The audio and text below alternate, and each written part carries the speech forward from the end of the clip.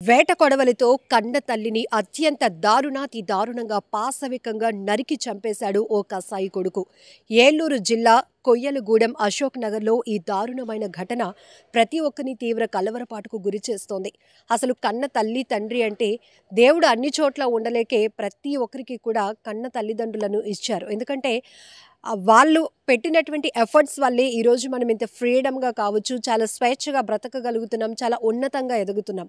కానీ కొన్ని ఘటనల్లో ఆస్తుల కోసం కన్న తల్లిదండ్రులను హత్యలు చేస్తున్నారంటే ఇలాంటి దుర్మార్గుల్ని ఏమనాలి, ఎలా శిక్షించాలో కూడా అర్థం కావటం లేదు. సో ఇలాంటి వాళ్ళ కోసం కొత్త చట్టాలు ఏమైనా కఠినంగా రావాలా అనిపిస్తూ ఉంటుంది. ఈ దృశ్యాలు ప్రతి ఒక్కరిని తీవ్రంగా కలిచివేస్తున్నాయి. ఆమె జక్కుల నరసమ్మ, ఆమె కొడుకు శివ, అలాగే ఆమెకి కూతురు కూడా ఉంది. అయితే ఈ కొడుకు శివ వ్యసనాలకు అలవాటు పడ్డాడు. తాగటం కావచ్చు, బెట్టింగ్ యాప్స్ కావచ్చు, ఇలాంటి కొన్ని వ్యసనాలకు అలవాటు పడి అప్పుల పాలైపోయాడు. ప్రస్తుతం ఇతను తల్లితో కాకుండా అత్తారింట్లో ఉంటున్నాడు. అయితే తల్లికి ఒక చిన్న ఇల్లుంది, ఆమె భర్త కూడా లేకపోవడం, ఇద్దరు పిల్లలు, పాప బాబు, వీళ్ళిద్దరే ఉన్నారు. కానీ ఈ వయసులో కూడా ఎవరి మీద ఆధారపడకుండా తన పోషణ తనే చూసుకోవాలన్న ఆలోచనతో ఆ ఇంటిని కాస్త అద్దెకిచ్చి ఒక చిన్న పూర గుడిసెలో ఉంటుంది. అలానే అశోక్ నగర్లో స్థానికంగా కూరగాయలు అమ్ముకుంటూ జీవనం గడుపుతోంది.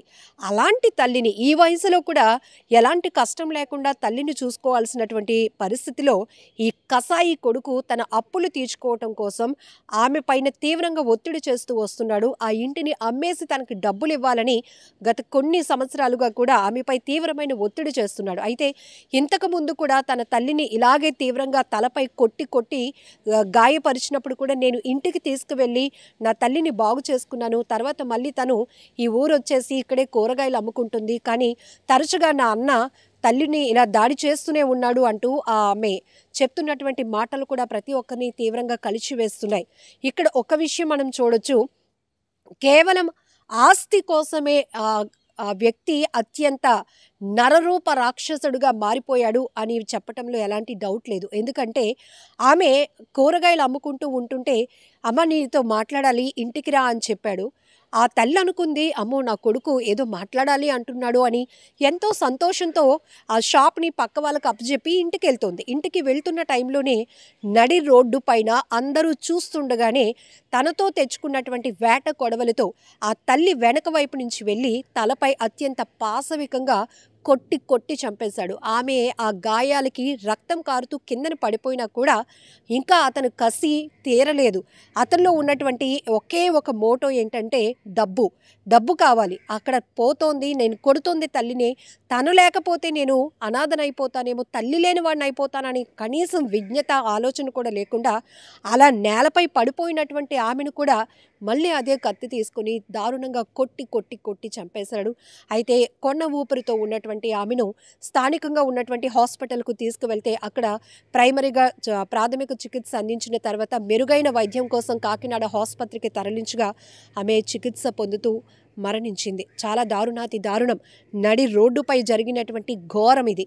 అందరూ చూస్తున్నారు. ఇంకొక వైపు అంత దూరంలో ఒక తల్లి తన కూతురుకో కొడుకో కళ్ళు కూడా మూసేస్తోంది. అంటే అలాంటి దృశ్యాలు మనం అసలు చూస్తామా అంటే సినిమాల్లో చూస్తాం, కానీ అవి చిత్రీకరించే దృశ్యాలు అయినప్పటికీ కూడా చూడటానికి కూడా మనకు వణుకు పుడుతుంది. అమ్మో ఇంత దారుణంగా ఉంది, పిల్లలకి ఇవి చూపించకూడదు అని. సో ఇప్పుడు రియల్ లైఫ్లో ప్రాక్టికల్గానే నడి రోడ్డుపై అందరూ చూస్తుండగా స్థానికులు కూడా ఉన్నారు అని భయం లేకుండా, తర్వాత నన్నేం చేస్తారు అని కనీసం విజ్ఞత కూడా లేకుండా విచక్షణ కోల్పోయినటువంటి ఆ కసాయి కొడుకు నరరూప రాక్షసుడుగా మారిపోయి ఆ తల్లిని పొట్టన పెట్టుకున్నాడు. ఆ కన్న తల్లిని నరికి దారుణాతి దారుణంగా చంపేసినటువంటి ఘటన ఇది ప్రతి ఒక్కరిని కలవరపాటుకు గురి చేస్తోంది. ఏమైపోతుంది సమాజం? కొన్ని నేర ఘటనలు చూస్తే, నేర ప్రవృత్తి పెరుగుతున్నటువంటి విధానం చూస్తుంటే మనుషులు ఎందుకు ఇలా మారిపోతున్నారు, రాక్షసులుగా ఎందుకు మారిపోతున్నారు అనిపిస్తోంది. కనీసం అడవిలో ఉన్నటువంటి మృగాలకైనా కొంత ఎఫెక్షన్ ఉంటుంది, వాటిని మచ్చిక చేసుకుంటే మనుషులతో కూడా అవి స్నేహం చేసి చాలా ప్రేమగా ఉంటాయి. కానీ ఇక్కడ కుటుంబ సభ్యులే కేవలం ఆస్తి కోసమే ఇలా నరరూపంగా మారిపోతున్నారు, రాక్షసులుగా మారిపోతూ మరొక వ్యక్తిని పొట్టన పెట్టుకుంటున్నారు, హత్యలు చేస్తున్నారు. దీనికి వెనకడుగు వేయటం లేదు. సుపారీ ఇచ్చి మరి హత్యలు చేయడానికి కూడా వెనకడుగు వేయటం లేదు.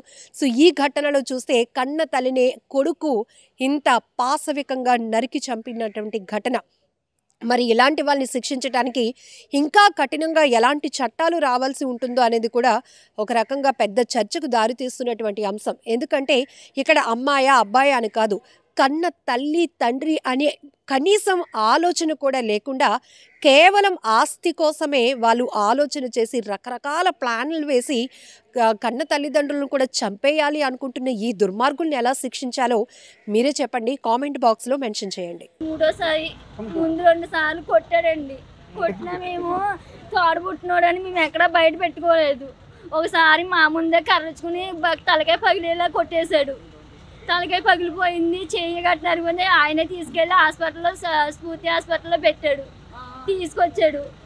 మళ్ళీ నా దగ్గర పెట్టుకున్నాను. 20 రోజులు చూసిన తర్వాత మనిషి మామూలు అయ్యింది. మళ్ళీ కూరగాయలు వేసుకుంటానమ్మా, ఇంటికి ఉంటే ఎవరు తింటారని కూరగాయలు అమ్ముకునేది. ఇది 3వసారి ఇలాగే నరికేస్తాము. ఎందుకు కొడుతున్నాడో ఏంటో ఆడికే తెలియదు. పోనీ ఏదన్నది మనుషులు మెలుగురిలో పెట్టి మాట్లాడుకొని అదని ఇదని చేసుకుంటూ మానేసి ఎలా చేస్తున్నాడండి. అమ్మగారండి, అన్నయ్య. నిజంగా ప్రస్తుతం ఉన్నటువంటి సమాజం దేనికి ప్రయారిటీ ఇస్తుంది?